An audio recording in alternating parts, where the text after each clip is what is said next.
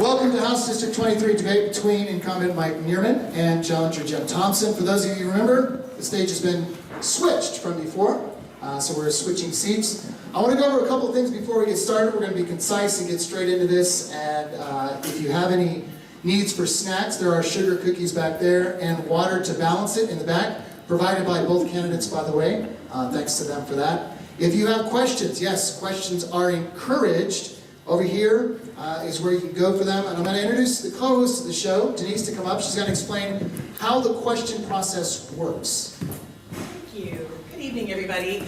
I have cards over here, so if you have any questions, please pop over there, have a seat, and fill them out. I ask that they are for both candidates, that you keep it pithy, please. I don't want to have to go through any books and try to decipher them. We get right to the point, and you're free to do that anytime during the debate. The questions are building up, and I'm starting to queue them. So, again, any questions, keep it short for both candidates, and I'll see you over there. All right, with each question, each candidate's going to have 2 minutes, and then they will have the opportunity for a 1-minute rebuttal if they want it. It's not required. If they want it, they'll just signal to me, and we'll time it. The lovely Katharina will be down here with the yellow lights and the red lights to keep them on track. If they go over, then I have the other microphone and I will interrupt. But we won't have that problem, right, gentlemen?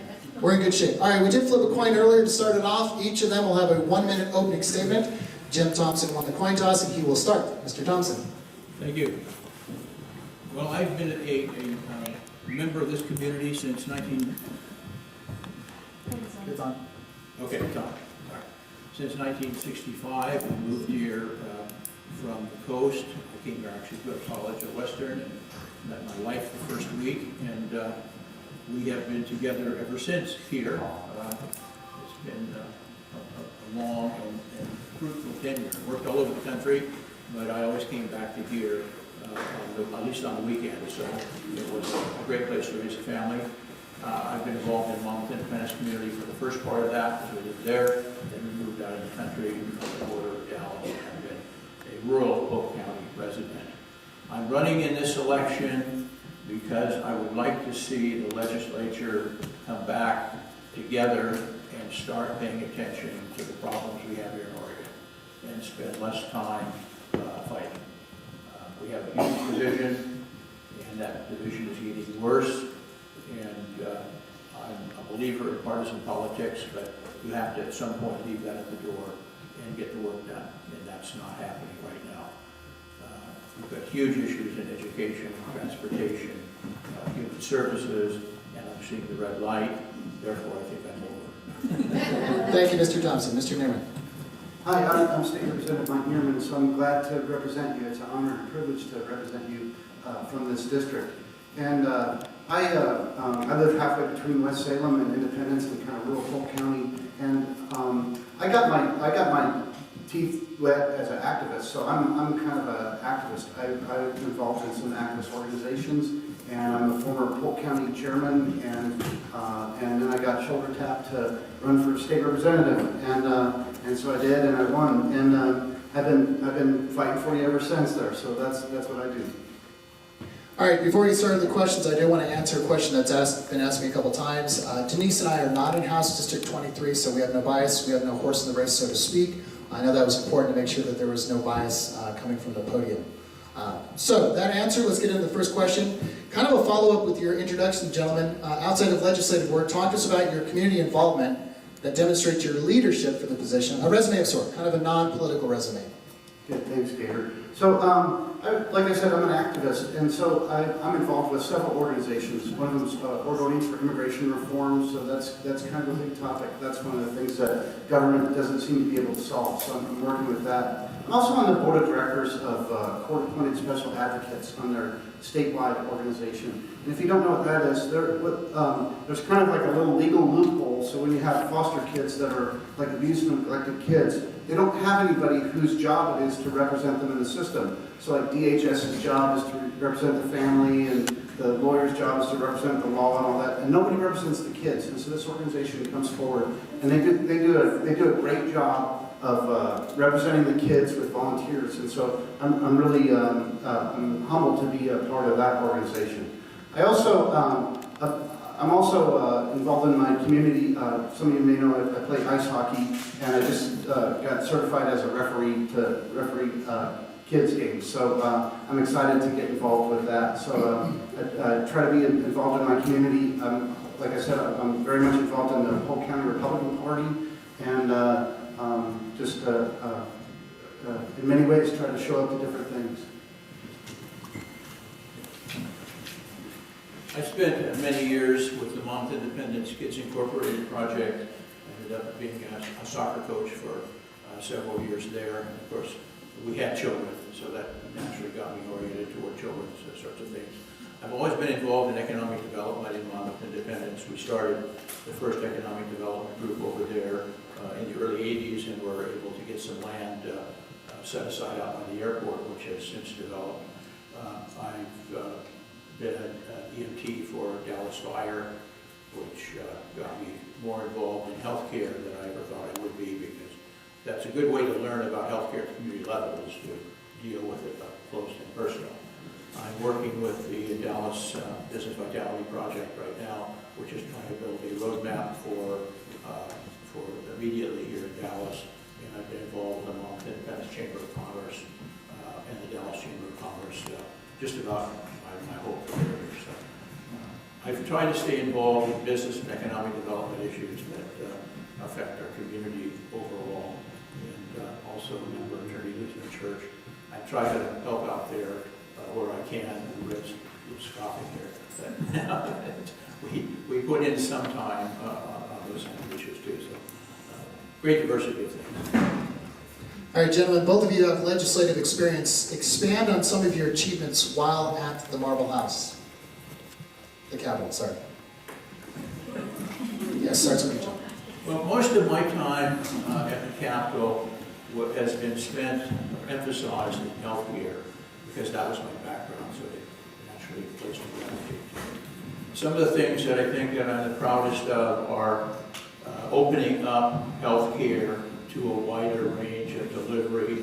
It's always been my goal to get more healthcare for more people at less cost, and I think it's achievable. I know that's not like Obamacare, and I'm not buying into that, but there are other ways to do it. I wrote the bill that allows pharmacists to give injections in Oregon. 90% of flu shots are now given by pharmacists, which reduces your cost and makes it a whole lot more convenient to schedule those sorts of things. You don't have to pay for a doctor's visit to get a flu shot anymore.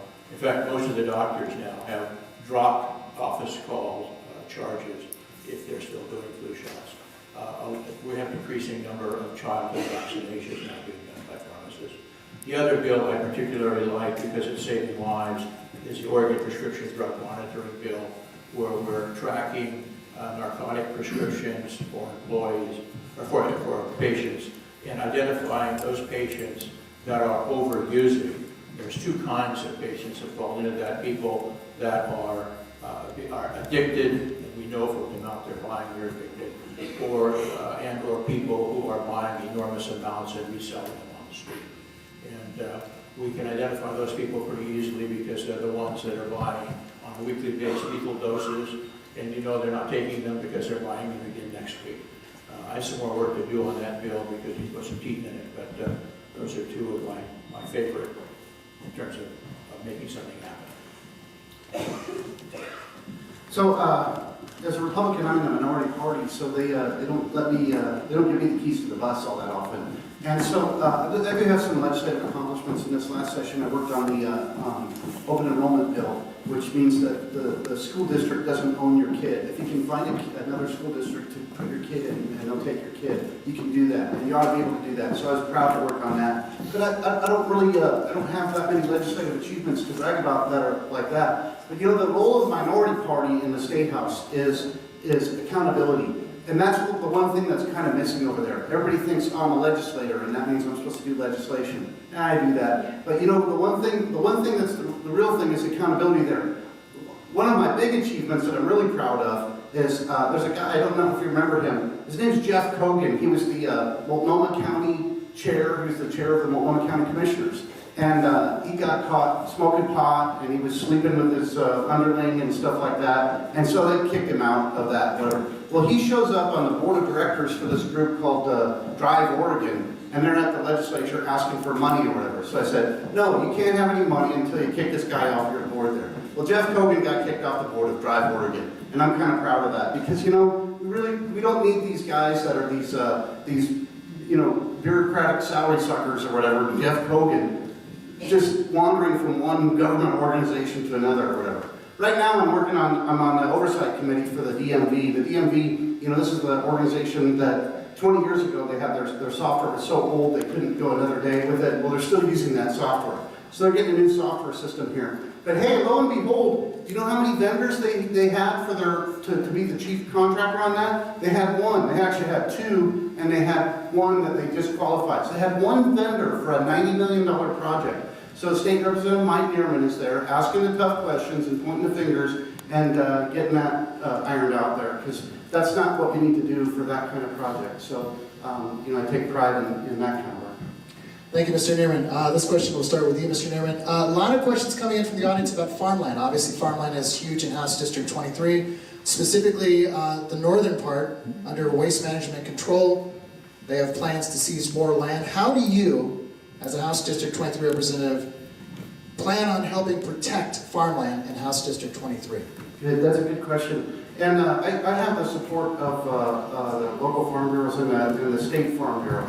So I'm very much plugged into the agriculture in this area there. What you're talking about is the landfill in Yamhill County up there. It's getting full, and they're going to have to do something. They're going to have to either not expand it or expand it. But you know, we got to do something with our garbage somewhere, and that, you know, that seems like a good enough place to start. But you know, we can protect farmland and still have growth. I believe that. That when in 1974, when they passed Senate Bill 100, they zoned all sorts of areas, farm and forest land, that aren't truly farm and forest land. And so we need to find some of those. We can do that. We can have some gravel pits, and we can have some development, and it doesn't have to be on farmland. So there's some things that we can do on that, and you know, I'm confident that we're going in the right direction on that. We, you know, when they passed the draconian land use law in Oregon, and they said, this was back in the 70s, and they said, oh, this is going to be a model for other states, and no states have ever copied us. We have the most draconian land use laws in Oregon. On one hand, it's good, because I don't know if you ever notice, if you get on I-5 and you drive south from here, you see a bunch of farmland on both sides, and it's a good use of the land. When you see that. When you drive north, as soon as you cross the Columbia River and you get up into Washington, you see used car lots and junk piles and not the greatest use of land there. And part of that is, I think, has to do with just the terrain. I think it's a little bit lower in Washington, so it's a little swampier there. But we do, in Oregon, we are using our land for the most part, in the highest and best usage, which around here is agriculture. The Willamette Valley has the best agricultural land, arguably, in the world. I see that's a two-part question. You asked about the waste management landfill in Yamhill County. That's a problem we have to address separately from farmland. We have to develop a new way to deal with refuse, and I think we're going to do that by buying into a different kind of system. Coos Bay is hauling garbage up to Corvallis now because the landfills down on the south coast have all been closed because of environmental problems.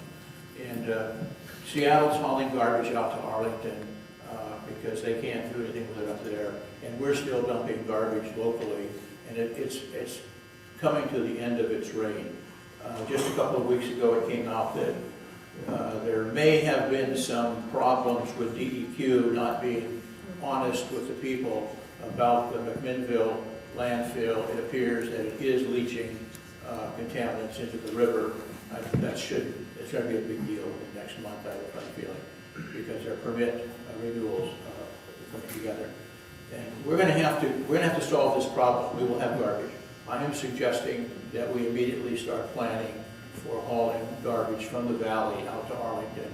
They're equipped to handle it out there. It's a major industry for that area, and they don't have the water contamination problems that we seem to get into here. The other part of the question on protecting farmland, I think we have done a good job, and in some cases we've done too good of a job.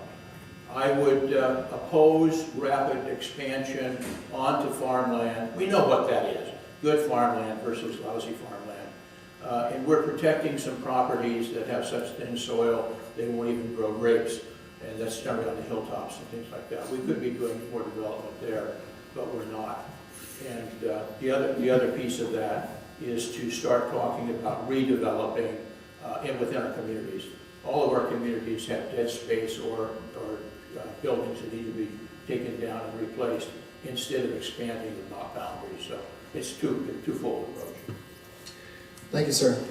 Next question is about transportation. From the lack of bridges to gridlock to mass transit, Oregon, including House District 23, has its transportation issues. What are your strategies in addressing those needs? Please include comments about the third bridge in your answer. It's an enormous problem, and it's one that's been very frustrating because we've ignored it. The whole 3 terms I was in the legislature, there was talk of transportation, but nobody ever really did anything. We're tied up between the environmentalists who want no more highways built for cars and the transportation industry that feels the opposite way. The fact is, we need a network of usable transportation grid throughout all of Oregon, including rural Oregon. I don't care if you're an environmentalist and you're going to quit driving your car tomorrow. You can't get food in and out of Polk County if you don't have trucks to get it there. So we have to have a transportation grid that will handle the trucking, if nothing else. That's a huge problem for economic development here in the valley. We've been told over and over again by interested companies that I would build there, but there's no convenient way to get from Polk County or from Yamhill County to the Portland Airport. And it's become a litany of you know what they're going to say as soon as you have the meeting. On the bridge, we absolutely have to have a third bridge into Salem, and I hope we think it out carefully, because that bridge has to serve trucking that's going from the valley to the freeway. Don't let ourselves get talked into something that simply dumps traffic into another part of downtown Salem. The street that we hook it into had better be convenient to get to the freeway. That's the goal, not just to get across the river. There's people in this room I've talked to in the past that have proposed plans to put a new road and new bridge not connected to Salem. Maybe that's worth talking about. But we have to do the right planning and not just pick a spot that we can run a bridge across the Willamette and dump it into Salem. That doesn't solve anything. So we have to talk about trucking. So I think one of the biggest problems we have with transportation in Oregon is that they talk about the money, whatever. And I think we have the money. We have a huge gas tax in Oregon, and we raise a bunch of money. But you know, there's like 4,000 employees that work in the highway division of ODOT. ODOT doesn't build roads anymore. What are those guys doing for a living there? So we need to have some reforms on ODOT. We need to kind of break up that iceberg a little bit or something like that. Let's redo ODOT. I've got a proposal out there for a windfall gas tax to kind of make up some of the shortfall and all that. But I'm not real big on let's just have more taxes or whatever. Like, that's the only solution to anything. Let's just keep having more taxes or whatever. So the need for infrastructure is clear, and nobody disputes that. But I think this is the way to pay for it is the big thing. And there seems to be not a lot of creativity out there. So anyway, I think that's what we need. That's the direction we need to go on that. As far as the third bridge goes, I'm fine with that. That's another one too of how we're going to pay for that. And you're going to have to either wait for it to show up on the Transportation Commission calendar or get some federal money for that. So one way or another, it's going to be dependent on that. And I've been kind of watching the plans that they're throwing about, the things to kind of, I think the latest plan they're going with is to kind of do a continuation of Salem Parkway over there, hook up with Highway 22. And that seems fine to me, but that's going to take some money that probably is out of state money, so it'll probably take some federal money to do that. All right, I have a yes/no follow-up question for both of you. It doesn't alter the order you guys are going. Yes/no. Would you support a toll on the third bridge to help pay for it? Yes. Yes. Mr. Thompson? Yes on both. All right, the next two questions are regarding political parties. As a non-affiliate myself, I love asking these questions. The first one, in your past legislative work, as well in the future, should you win at the big dance in November, the House District 23 representative will be part of the minority party, whether you're Republican or independent. So how do you plan to be effective under those slanted numbers? Good, that's a good question, and I've got some experience being effective as a member of the non-majority party. So I'm a Republican. I'm from the Party of Freedom, and so I stand on the House floor for freedom and for opportunity all the time. And in committees, that's what I'm looking for. So I'm proud to do that. And like I said, we've had 30 years of one-party rule in this state, and I stand against that, and I insist on accountability in government. So that's how I'm effective as a member of the minority, and I hope to continue to do that. Well, as I said, I spent 3 terms in the legislature, always in the minority party, and you do get used to it after a while. But there are 2 ways to approach it. You can go back to your corner and sit and be the critic throwing rocks, or you can work with the majority party wherever you can to get things done. They know not to come to me for a big tax vote because I'm not going to be there. But they can come to me with health policy issues, or education issues, or other kinds of things, and I'll sit down and talk with them. I've done a very good job of working across party lines. I'm respected by the majority party, but we have definite areas that we both know aren't going to happen, so don't go there. But I've gotten a lot done by getting support from the majority party. When you get right down to it, things like transportation, most of transportation, health care, education, children's services, all that, just go down the line. Those aren't partisan issues, those are management issues. And we need to pull people together to come to a consensus of how to deal with it. And partisan rock throwing, it just doesn't do it, but there's way too much of that. So I want to see less partisanship and more work done. My view is the legislature is your board of directors. You own it. You vote your members to go there. And they should behave like a board of directors and get things done. End the partisanship when you walk through the door and get something done. And I don't feel that that's been happening. It has been happening for a while. Second part of the political party question, politicians have many reasons for why they choose the party that they are in. Politicians also have many reasons for changing parties during their careers. Why did you choose the party that you are with currently? And if you have switched parties, please explain your reasoning. I have been a working, as in campaign worker, member of the Republican Party for 50 years.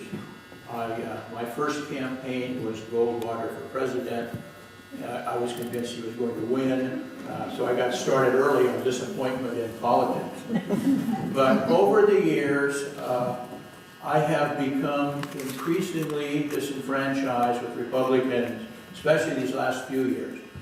My father was the chair of the Republican Party in Coastal County, and it was a time when people really pulled together and worked together. There were occasional Republican-Democrat picnics, and everybody went there and argued about everything and had cake and left. But it wasn't divisive.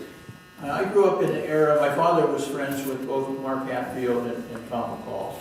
So I rubbed elbows with those guys early on and kind of got indoctrinated into that kind of let's get things done thinking.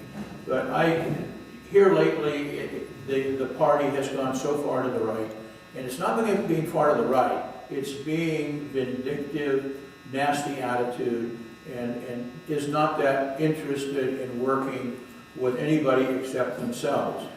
And we're seeing the business community pull out of the party, and we've got to pull it back together, because there are lots of Republicans out there like myself who are just not going to be part of the Republican Party the way it is now.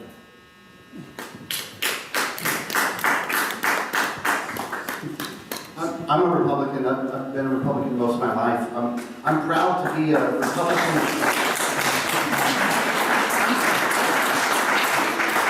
I'm proud to be a Republican. I'm proud to be a member of the party of Abraham Lincoln, the party that cared enough about freedom that they freed the slaves.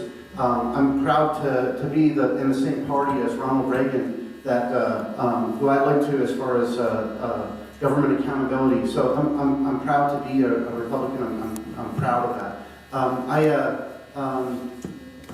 When I was in college, I was a Democrat for a short period of time. And I'll tell you a little story about that. It didn't have to do with any ideological shift, but I went to college in Wisconsin, and at that time, the Republican Party had an open primary, and the Democrat Party had a closed caucus. So if you were a Democrat, you could do both. You could vote in the Republican primary and go to the Democrat caucus. So I voted in the Democrat caucus. I voted for Gary Hart in the Democrat caucus, because I thought he was better than Jesse Jackson. And that wasn't any kind of my being a Democrat there didn't reflect any kind of ideological shift. I was a hard conservative back then. So.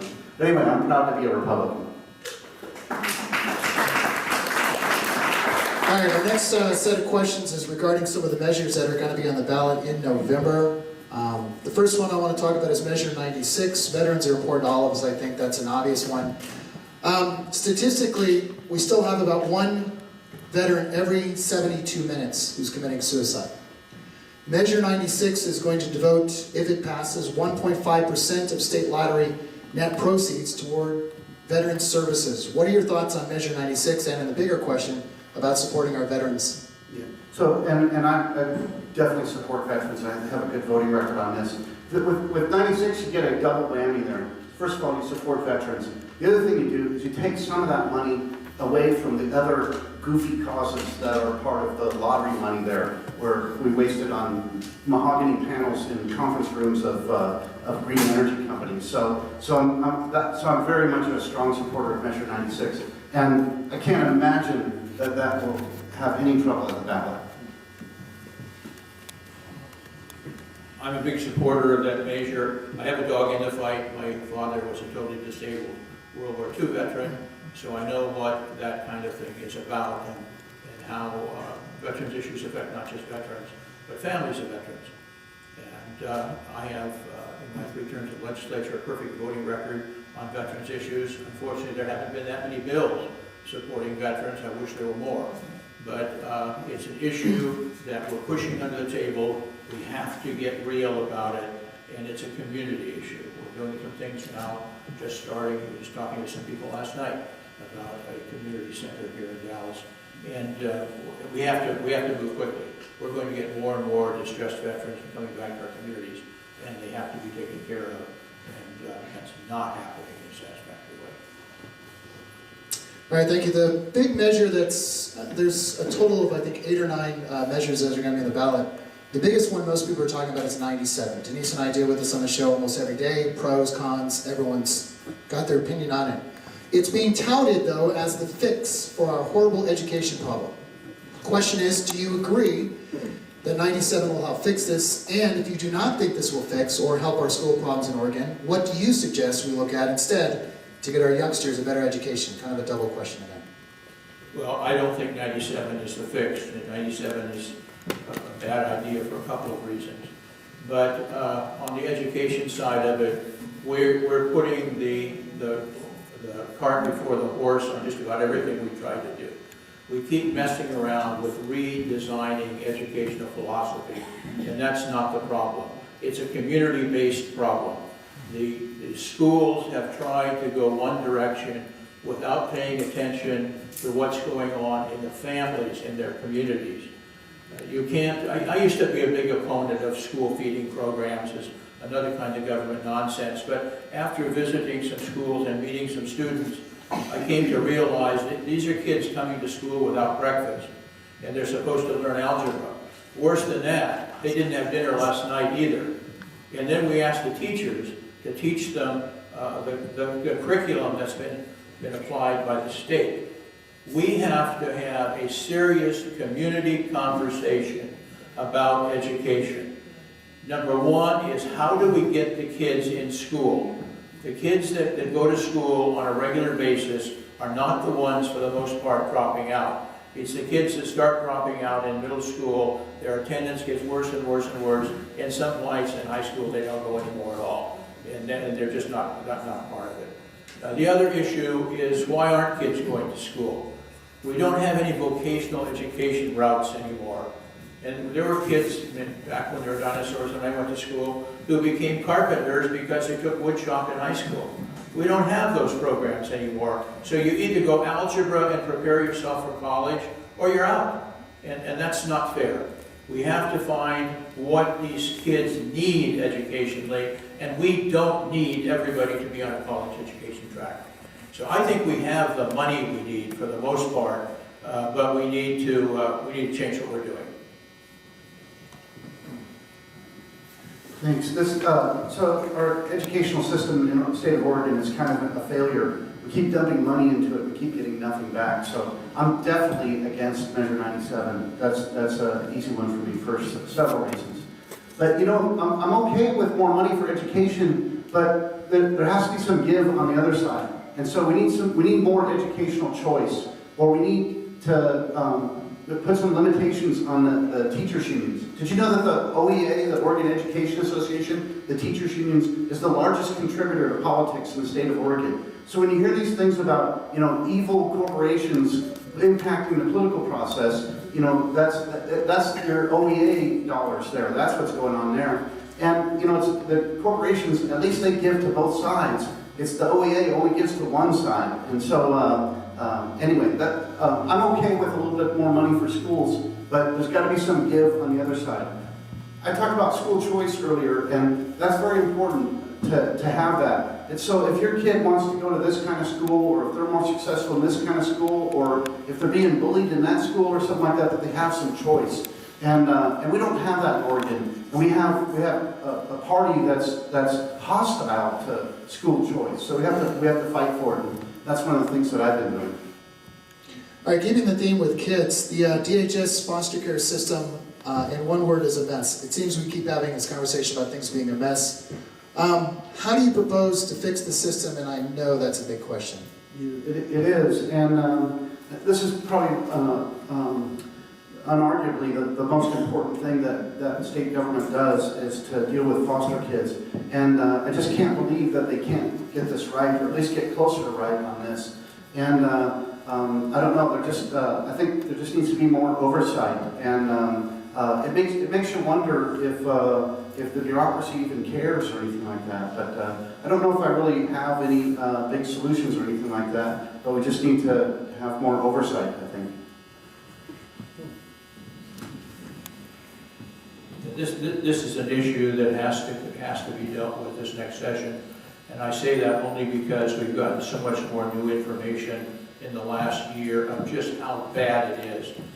One of the problems is that agency is so large and it's so multifaceted, nobody knows where they belong. I think we need to divide it up into sub-departments and hold people's feet to the fire for responsibility. I worked on over 80 cases of people running afoul of DHS. It was foster care, it was adoptions, it was grandparents not being allowed to visit their foster kids. And we won every one of them because the basic issue was always they were operating against their own policies. They don't pay attention to what their own rules are. And it's gotten to the point that, and I don't say this without caution, it's almost criminal, if not criminal, what's going on. And I can buy the part maybe that they're a little overworked, well then figure out what we need to do and come tell the legislature. But don't just bury it. And we've just got problems after problems after problems with that. One of them being we are not developing a system to get foster kids out of foster care. If you have a hopelessly druggy set of parents that lost their kids, I'm not willing to keep those kids in foster care for 16 years, hoping the parents might straighten themselves out. At some point, we have to say, now we have to decide on favor of the children and do something to move them into an adoption route and get them out of the foster care system. We literally, I've worked with cases where we've had 16 and 17-year-olds that have been in upwards of 50 foster homes during that time period. And then we wonder why these kids don't seem normal. I mean, how would they possibly be normal in a case like that? And it's just issue after issue after issue of incompetence, and we have to take it on. Thank you, gentlemen. A couple questions before we take a breather in between and give ourselves a chance to stretch our legs. This question is regarding the League of Oregon Cities and your cooperation with it. The League of Oregon Cities has polled its members and has identified 3 major areas for which it seeks substantial help from the legislature in 2017. These areas are 1, property tax finance reform, 2, funding a statewide transportation package, and 3, PERS reform. Virtually every city in Oregon is in dire need of help in these areas. What has been your experience in working with the League of Oregon Cities on its priorities, and will you work closely with the League during the upcoming session should you get elected or re-elected, supporting these 3 priorities? I've always worked closely with League of Oregon Cities and other groups like that because they're the on the ground. A legislator can't possibly know what's going on in every community in the state, and you get something like the League coming together as a body, and they can tabulate that information and bring us what we need to know. And you learn real fast in the legislature which organizations you can trust and which ones are politically motivated, and you better dig deeper into what they're asking. The League has been very upfront about things. The kind of problems they're facing don't have immediate solutions. We need to redo Oregon's tax system. But in order to solve the problem the League is talking about, we need to increase the tax flow. People are not willing to do that. We talked about sales tax, we talked about 97, we talked about all these kinds of things, but people aren't willing to dig deeper at this time. The PERS system is another one that is going to eventually solve itself. The problem isn't with the PERS system, it's with Tier 1 PERS, the people that are retired and getting older. That system was overly generous, and for a reason. It was in the 70s, it was understandable why they did what they did. But it doesn't apply now, and it's a huge burden. It'll solve itself when those people, for lack of a better word, die off. I think we've largely corrected it with the later tiers of retirement. What was the third one? Third one was regarding PERS. Second one was funding a statewide transportation package. Transportation package. Yeah, we're working on that. We have a legislative transportation committee working around the state right now. Our senator is on that, Senator Boquist. I talk to him frequently about those issues, and they are very cognizant of the needs of local governments in terms of being part of the transportation network that I spoke of earlier. I think we're going to get a package suggested to the legislature, which will then go through the Transportation Committee and the Ways and Means Committee and the Everything Else Committee.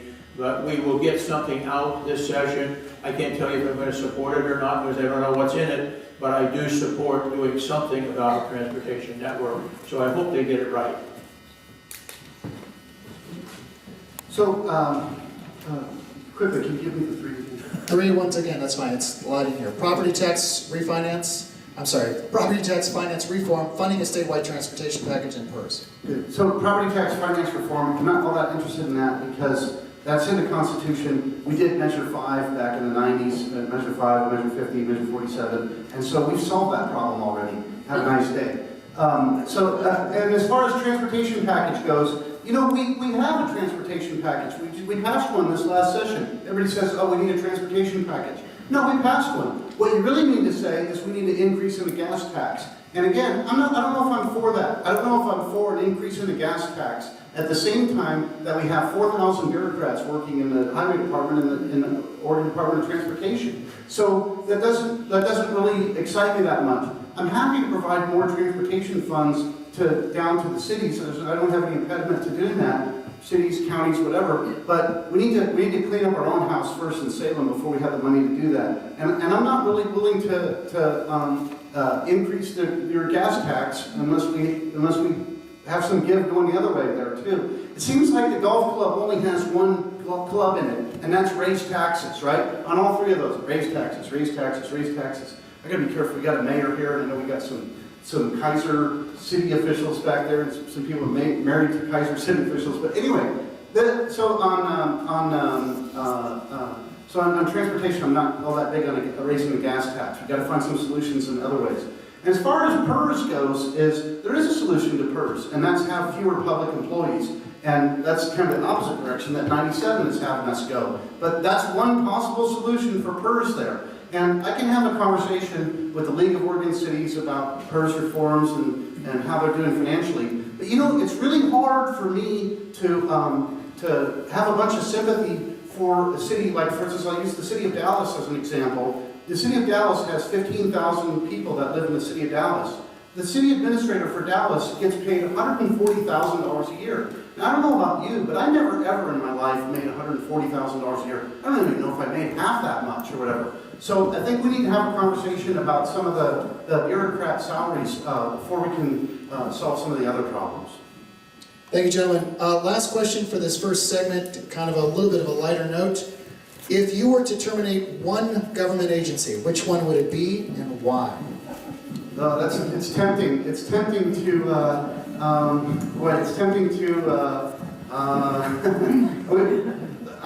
tempted to say the Oregon Department of Energy because their only reason for existing is to just hand out money, and they just are not all that effective in handing out the money on that. But yeah, I don't know. I'll say Oregon Department of Energy. I kind of, following what Mike didn't say, is it only one? I think I would eliminate the Department of Education. We have not seen anything out of them for a very long time that's been useful. They collect data, they put a great deal of work down on local school districts requiring all kinds of reporting and rulings and all this sort of stuff. They aren't effective. We're down near the bottom in graduation rates, so obviously they're not driving that in the right direction. But it's a bureaucracy that exists to collect data that no one ever sees again. And I think we could get rid of that one, and any monies distributed statewide for education could be done through another mechanism. I'd be glad to do that through my office if they're gone. But there's got to be a different way to do education what we're doing. All right, gentlemen, thank you very much. We're going to take a quick breather. I want to thank you guys for coming out. Thank the candidates, please.